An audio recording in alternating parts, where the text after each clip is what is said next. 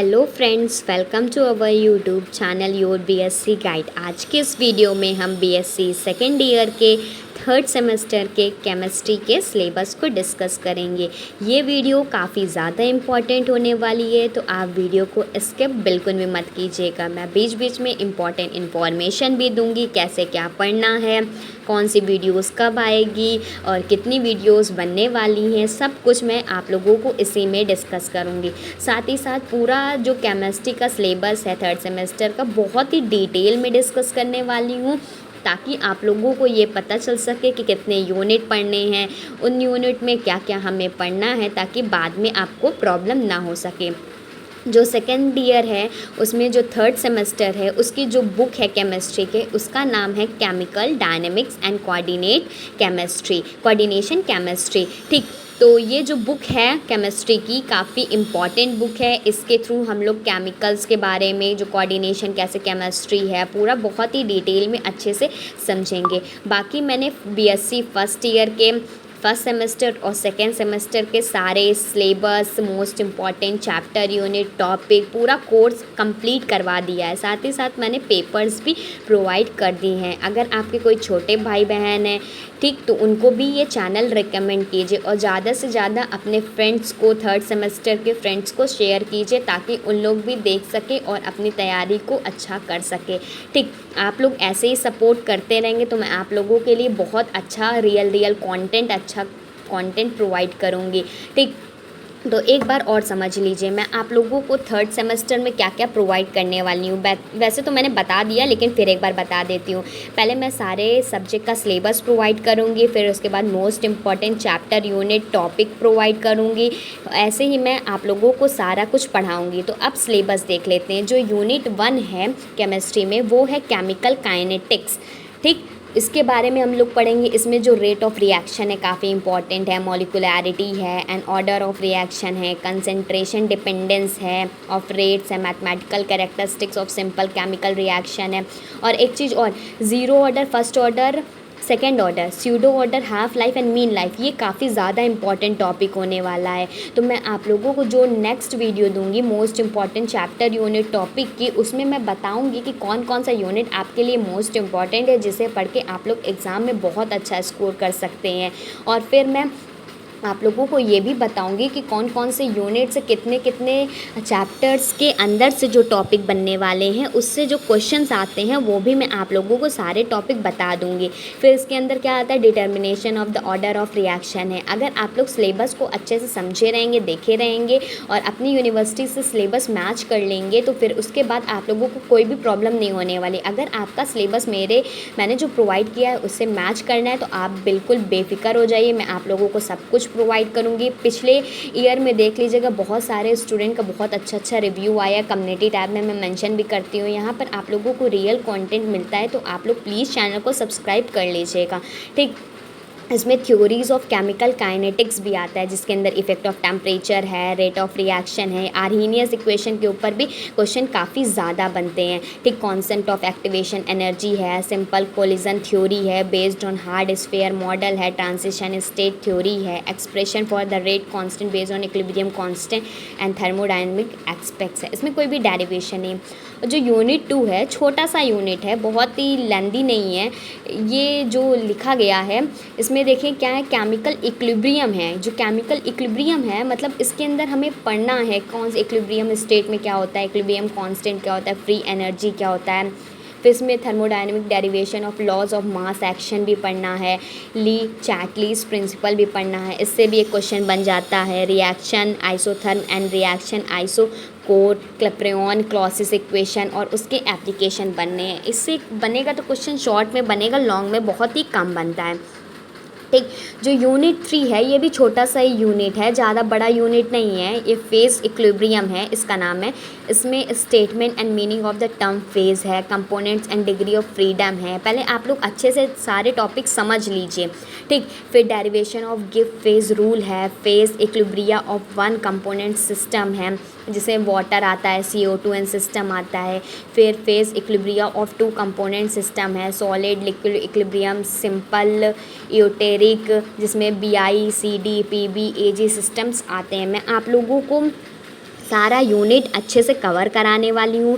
सारे इसके अंदर टॉपिक जो कि मोस्ट इम्पॉर्टेंट है उसको कराने वाली हूँ, मोस्ट इम्पॉर्टेंट क्वेश्चंस कराने वाली हूँ, साथ ही साथ पूरा डिस्कस करूँगी अच्छे से और पूरा मैं आप लोगों को इसके आंसर्स भी प्रोवाइड करूँगी। साथ ही साथ मैं आप लोगों को कैसे कॉपी लिखना है, कैसे रिप्रेजेंट करना है और भी कैसे प्रिपरेशन करना है थर्ड सेमेस्टर की, मैं बेस्ट से बेस्ट गाइडेंस देने की कोशिश करूँगी।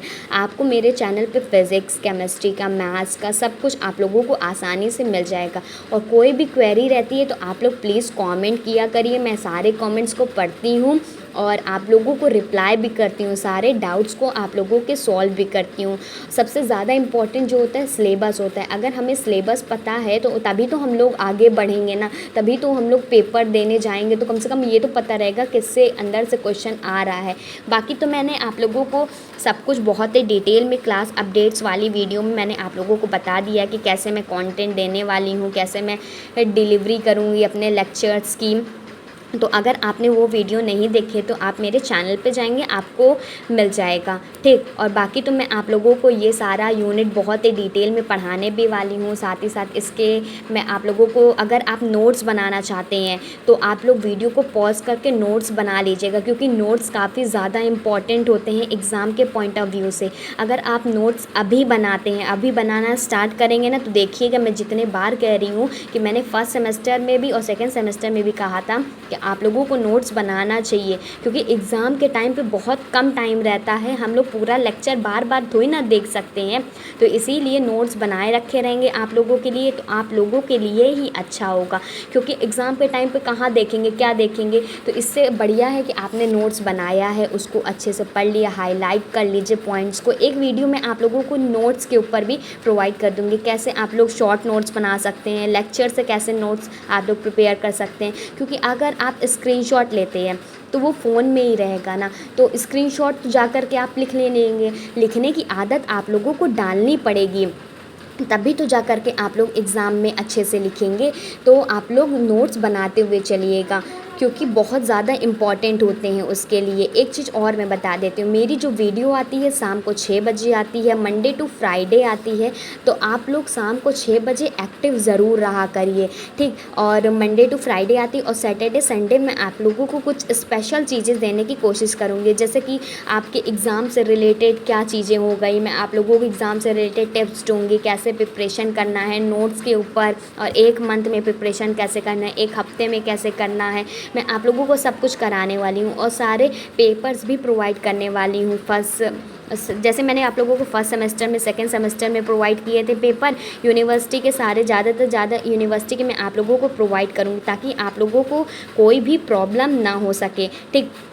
और भी कोई क्वेरी है तो आप लोग मैसेज ज़रूर कीजिएगा, मैं आप लोगों को सारे मैसेज का रिप्लाई करती हूँ, ठीक। अब आगे और भी यूनिट्स हैं, उसको भी मैं आप लोगों को पूरा डिटेल में डिस्कस करती हूँ। साथ ही साथ फिर मैं आप लोगों को ये भी बताऊँगी कि इसके अंदर कौन कौन से यूनिट और चैप्टर्स आने वाले हैं। तो आगे देखते हैं। अब यूनिट 4 देखते हैं। यूनिट 4 का नाम है काइनेटिक थ्योरी ऑफ गैसेस, जिसमें हम लोगों को 3 सब टॉपिक्स पढ़ने हैं, जिसमें गैसियस स्टेट है, क्रिटिकल फिनोमिना है, मॉलिक्यूलर वेलोसिटीज़ है। इसके अंदर भी टॉपिक्स हैं, ठीक। तो गैसियस स्टेट के हमें अंदर क्या पढ़ना है, postulates of kinetic theory of gases. इससे जो क्वेश्चन है लॉन्ग में भी बन सकते हैं, शॉर्ट में भी बन सकते हैं। फिर डेरिवेशन फ्रॉम आइडियल बिहेवियर है, van der Waals equation of state है।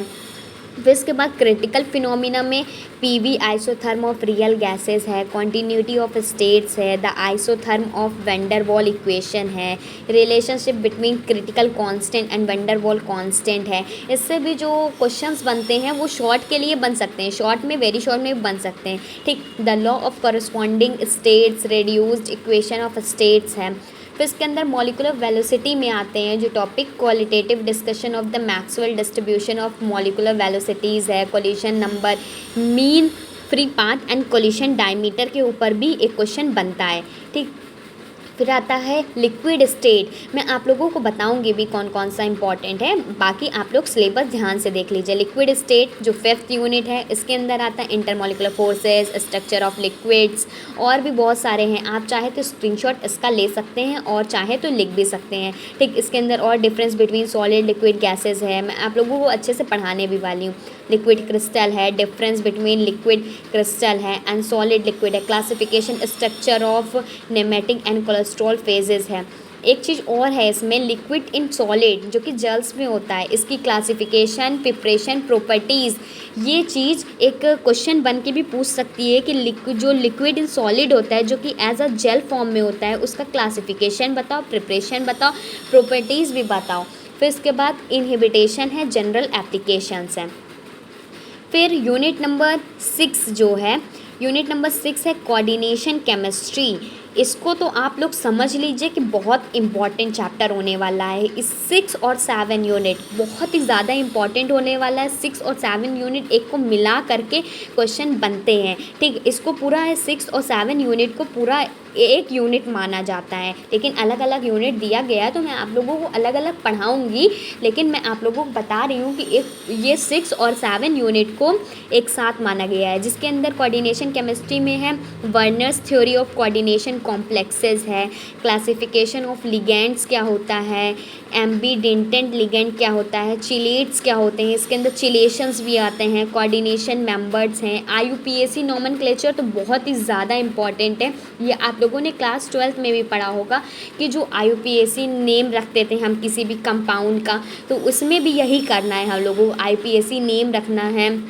और साथ ही साथ मैं आप लोगों को ये भी बताऊंगी कि कैसे ट्रिक्स से आप लोग IUPAC नेम को याद कर सकते हैं, कैसे लिख सकते हैं। मैं आप लोगों को जितना मैंने तरीके इस्तेमाल किए थे अपने एग्ज़ाम के तौर पे आप लोगों को बताऊंगी। साथ ही साथ नोट्स भी आप लोगों को प्रोवाइड करने वाली हूँ। उसके लिए आप लोगों को मेरे चैनल पे जॉइन बटन दिख रहा होगा, तो उसमें कुछ स्पेशल बेनिफिट्स हैं आप लोगों के लिए, आप लेना चाहें तो लिख सकते हैं, ठीक। इसमें क्या है, IUPAC नोमेन ऑफ कोऑर्डिनेशन कॉम्प्लेक्सेस है, जिसके अप टू 2 मेटल सेंटर्स हैं, आइसोमेरिज्म इन कोऑर्डिनेशन कंपाउंड्स हैं, कॉन्स्टिट्यूशनल एंड आइसोमेरिज्म है, स्टीरियो आइसोमेरिज्म है, ठीक। और भी चीज़ें हैं, geometrical and optical isomerism in square planar और ऑक्टाहेड्रल कॉम्प्लेक्सेस। देखिए ये जो टॉपिक है, जो ज्योमेट्रिकल एंड ऑप्टिकल जो आइसोमेरिज्म है स्क्वायर प्लेनर स्ट्रक्चर में, मतलब जो ज्योमेट्री होती है, और ऑक्टाहेड्रल कॉम्प्लेक्सेस में, ये थोड़ा सा टफ होने वाला है, जिसका IUPAC नेम निकालना है, पूरा अच्छे से डिफ़ाइन करना है उसको। तो ये जो यूनिट होने वाली, मैं बार बार कह रही हूँ, ये यूनिट काफ़ी ज़्यादा इंपॉर्टेंट होने वाली है। तो आप, मैं बता रही हूँ, नोट्स बनाते हुए चलिएगा, ठीक, क्योंकि ये जो लेंदी टॉपिक्स होने वाले हैं केमिस्ट्री का, ये ऑर्गेनिक केमिस्ट्री के अंदर ही आता है कोऑर्डिनेशन केमिस्ट्री। इसका IUPAC नोमेनक्लेचर के भी आप लोग सारे नोट्स बनाइएगा, इसको अच्छे से डिफ़ाइन कीजिएगा। मैं जैसे जैसे बताते चलूँगी वैसे वैसे आप लोग करते चलिएगा। मैं आप लोगों को जो नेक्स्ट वीडियो देने वाली हूँ most important chapter unit topic की, उसमें मैं आप लोगों को जो अंदर के भी IUPAC मैं 1-2 बता दूँगी आप लोगों को, कि इतना आप लोग प्रिपेयर कर लेंगे तो इतना सफिशिएंट होगा एग्ज़ाम के लिए। तो यूनिट 6 हो गया है कंप्लीट। यूनिट 6 में इतने सारे टॉपिक्स हैं, आप चाहे तो स्क्रीनशॉट ले सकते हैं। अब आगे देखते हैं। अब यूनिट 7 देख लेते हैं। मैंने बताया हुआ है आप लोगों को, यूनिट 6 और 7 को जो एग्ज़ामिनर होते हैं एक यूनिट मानते हैं और उसी से मिला करके क्वेश्चन पूछते हैं। तो यूनिट 7 को अच्छे से देखिएगा, ठीक है। यूनिट 7 का नाम है थ्योरीज़ ऑफ कोऑर्डिनेशन केमिस्ट्री। अभी हमने पढ़ा ना कोऑर्डिनेशन केमिस्ट्री होता क्या है। अब इसमें थ्योरीज़ है कोऑर्डिनेशन केमिस्ट्री की, जिसमें पहले पार्ट में आता है कुछ मेटल्स हैं, लिगेंड्स हैं, bonding in transition metal complexes है, और इसमें जो एक इम्पॉर्टेंट चीज़ आती है वो आता है limitations of valence bond theory, ठीक। And element idea of crystal field theory. इसके अंदर थ्योरीज़ के अंदर है ना, ये कोऑर्डिनेशन केमिस्ट्री थ्योरी के बारे में पूछेगा कि आप लोग बताइए कि वैलेंस बॉन्ड थ्योरी क्या होता है, उसका लिमिटेशन बताना है। फिर उसके बाद क्रिस्टल फील्ड थ्योरी क्या होता है, उसका सेंट्रल आइडिया क्या होता है, क्रिस्टल फील्ड स्प्लिटिंग कैसे होती है ऑक्टाहेड्रल में, टेट्राहेड्रल में, स्क्वायर प्लेनर कॉम्प्लेक्सेस में। फिर जॉन टेलर इफेक्ट क्या होता है, factor affecting the crystal field parameters क्या होते हैं, ये काफ़ी ज़्यादा इंपॉर्टेंट होने वाला है। और इसके सेकेंड पार्ट में है thermodynamics and kinetic aspects of metal complexes है। फिर a brief outline of thermodynamic stability of metal complexes हैं and factor affecting the stability constant of complexes and their determination substitution reaction of square planar complexes. ये भी जो topic है, इससे जो मैं आप लोगों को एक चीज़ और बता देती हूँ, यूनिट 6-7 से लॉन्ग क्वेश्चन बनते हैं और शॉर्ट भी बनते हैं और कभी कभी वेरी शॉर्ट भी बन सकते हैं। तो ये टॉपिक को, ये यूनिट को छोड़ कर जाने की बिल्कुल भी ज़रूरत नहीं है, ठीक। मतलब इसको छोड़ना बिल्कुल भी नहीं है, इसको कंप्लीट करना है, ठीक। और मैं आप लोगों को बताने भी वाली हूँ कैसे क्या कंप्लीट करना है, कैसे क्या लिखना है, किसके इंपॉर्टेंट टॉपिक है। मैं ज़्यादा से ज़्यादा आप लोगों को क्वेश्चन करा दूँगी ताकि आप लोगों को कोई भी प्रॉब्लम ना हो। अब यूनिट 8 आता है जो कि इनऑर्गेनिक स्पेक्ट्रोस्कोपी एंड मैग्नेटिज्म है।